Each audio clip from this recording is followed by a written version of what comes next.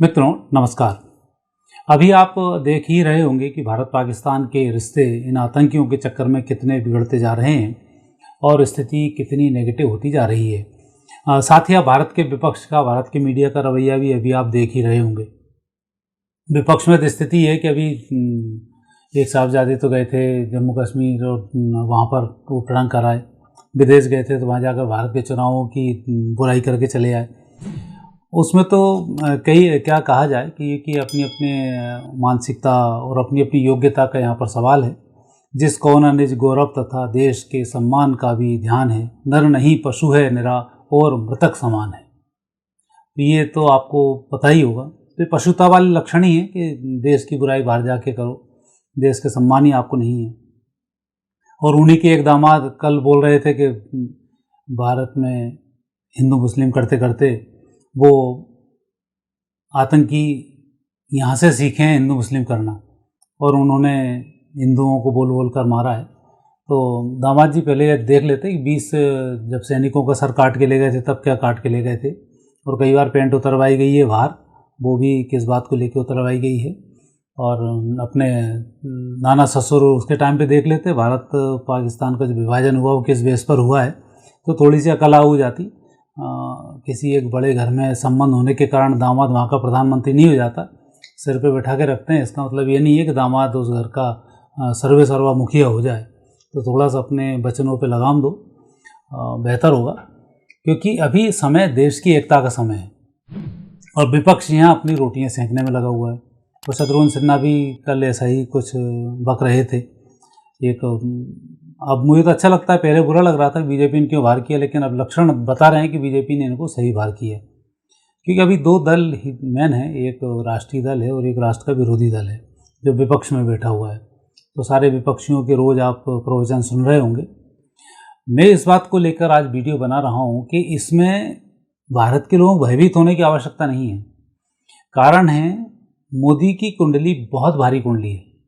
आप जिस पुरुष की तलाश में है ना, एक कौन ऐसा महामानव होगा जो कि इस महायुद्ध को लड़ेगा और महायुद्ध में भारत को विजयश्री की प्राप्ति कराएगा, वो महामानव कोई और नहीं, महामानव मोदी ही है। आप देखना अंतिम शासक ही मोदी होगा जो भारत को स्वतंत्रता और दुनिया भर में सनातन का नाम फहरा कर ही आगे बढ़ाएगा। चाहे लोग कितने ही कसीदे कर लें, कितना ही उसको गिराने की कोशिश कर लें, जो गिराएगा वो नष्ट हो जाएगा। और ये मैं नहीं कहता हूँ, ये यदि उसके रिकॉर्ड देखें आप बहुत पहले से 2002 से ही देख लेना, जब से मुख्यमंत्री बने तब से जो भी उनसे टकराया तो मोदी ने उसका किसी का कुछ नहीं बिगाड़ा, कुदरत ने ही उसको नष्ट कर दिया। आज पाकिस्तान ने जो हरकत की, आज स्थिति है चीन का भारत को डर रहता था कि चीन बीच में एंट्री करेगा। अब चीन की खुद की स्थिति ऐसी है कि वो एंट्री नहीं कर पाएगा, और यहाँ पर जो भी स्थिति होगी वो बड़ी टफ स्थिति होने वाली है। मोदी जी की कुंडली और पाकिस्तान की कुंडली को यदि हम देखते हैं तो पाकिस्तान के ऊपर मोदी कई गुना भारी है। पाकिस्तान की कुंडली में राहु है, लग्न स्थान पर विराजमान है वृषभ राशि में, मंगल चंद्र दूसरे स्थान पर हैं, सूर्य बुध शुक्र शनि तीसरे स्थान पर हैं, गुरु छठे स्थान पर, केतु सप्तम भाव में। मंगल चंद्र जो लेकर बैठे हैं दूसरे स्थान पर हैं, ये हैं पाकिस्तान की कुंडली में। और मंगल और चंद्र ये विराजमान है मोदी जी की कुंडली में लग्न स्थान पर। अर्थात जब भारत आतंकियों के खिलाफ एक्शन में आएगा तब पाकिस्तान के अंदर ही भयंकर विद्रोह खड़ा हो जाएगा। ये जब कोई एक शक्ति काम करती है ना, तो उस शक्ति के साथ साथ कई और पराशक्तियाँ काम करना शुरू करती हैं और उस शक्ति की मदद करना शुरू करती हैं। तो अब ऐसी स्थिति वहाँ पर होने वाली है। तो अभी आने वाले समय में पाकिस्तान में ज़बरदस्त अस्थिरता पैदा होने वाली है, और जिन लोगों ने ये हरकतें की हैं उनका भी बहुत बुरा हश्र वहाँ पर होने वाला है। तो ये संकेत बहुत जल्दी मिल रहा है, और मई और जून के अंदर पूरा काम हो जाएगा। ये कारण है 27 जुलाई 2025 से जो स्थिति नेगेटिव पाकिस्तान की होने वाली है तो बहुत ही बुरी होगी। और अभी जो स्थिति बनती है ये बन रही है मई 2025 से 27 जुलाई 25 तक की। यहाँ पर शुक्र में बुध, बुध में मंगल होगा।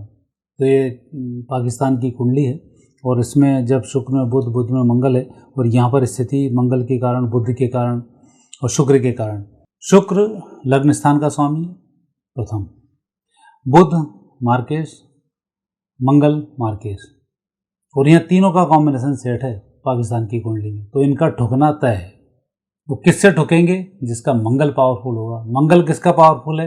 मोदी का पावरफुल है। मंगल किसका पावरफुल है? भारत की कुंडली का पावरफुल है। और मंगल किसका पावरफुल है? भारत की जल सेना और थल सेना का पावरफुल है। और यहाँ पर जो अटैक होगा वो केतु के कारण होगा। वो केतु क्या होती है? वायुसेना होती है। तो शुरुआत यहाँ पर वायुसेना से होगी। वो सारी स्थिति इनकी होती चली जाएंगी। जल सेना सिर्फ प्रोटेक्शन में लगी रहेगी और कुछ नहीं कर पाएगी। थल सेना और वायुसेना ही मिलकर इनका पूरा खेल खत्म कर जाएंगे। और इस जरा सी हरकत की कीमत पाकिस्तान को मुझे लगता है टुकड़े होने में भी करानी पड़ सकती है। और यह इतना भयंकर बेमानी से वहाँ पर फैल जाएगा कि पाकिस्तान की सरकार, पाकिस्तान की आर्मी खुद ही उन्हें नहीं संभाल पाएगी। और अभी तो सुनने में आ रहा है कि वहाँ के जो हेड ऑफ दी आर्मी है, उन्होंने अपने परिवार को तो पाकिस्तान से बाहर शिफ्ट कर ही दिया है। आग लगाने के बाद परिवार को सुरक्षित रखना, इतने यदि वीर होते तो सबको वहाँ रखते और भारत के साथ युद्ध लड़ते। तो पहला तो खौफ का वातावरण यही बनता है। और मंगल जब काम करता है तब व्यक्ति की स्थिति बहुत बुरी हो जाती है। जब शेर को भूख लगता है तब उस समय में 11-12 के आसपास की स्थिति होती है बजे की। और उस समय में जब वो दुंदगी मारता है तब स्थिति बनती है कि सारे हिरण चोकड़ी मारना भूल जाते हैं, भागना भूल जाते हैं। तो सेम स्थिति यहाँ पर मोदी जी ने ये कर दी है। एक शब्द बोला कि अब तैयारी कर लो।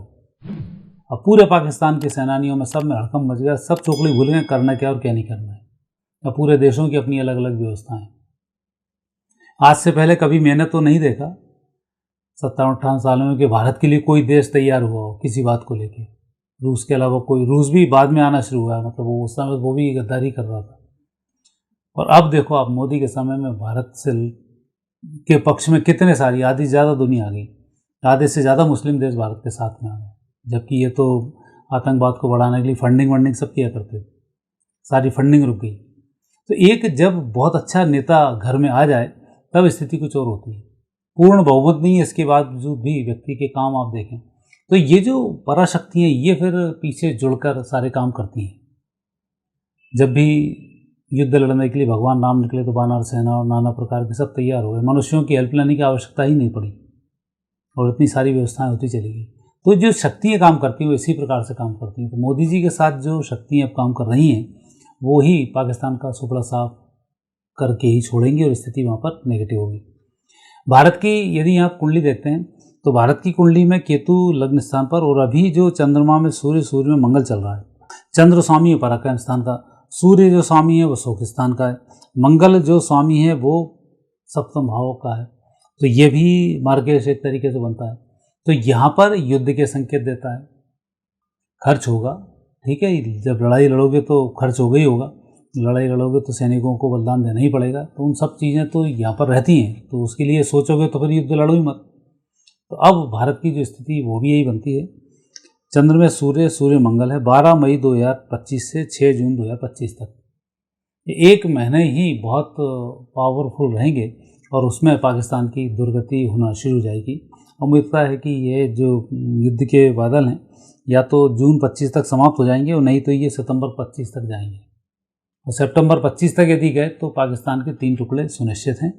अपना अपना हिस्सा सब लेंगे। बलूचिस्तान अलग हो जाएगा, पीओके भारत का हो जाएगा और पंजाब पर भारत अपना प्रभाव दर्शा लेगा। तो ये स्थिति सितंबर तक यदि ये चीज़ खिंचती है तो मोदी जी की कुंडली संकेत दे रही है कि यहाँ तक तो भारत पहुँच जाएगा और स्थिति बहुत विकट होगी। और उसमें टर्की या जो भी बीच में कूदेगा, या फिर नाम अब नहीं लेना चाहिए, बाकी लोगों को भी आप देख लेंगे जो मोदी से टकराए वो आज की इस स्थिति को प्राप्त हुए हैं। क्योंकि मंगल चंद्र ही अपने आप में एक बहुत बड़ा ग्रह योग बनाकर वृश्चिक राशि में बैठता है।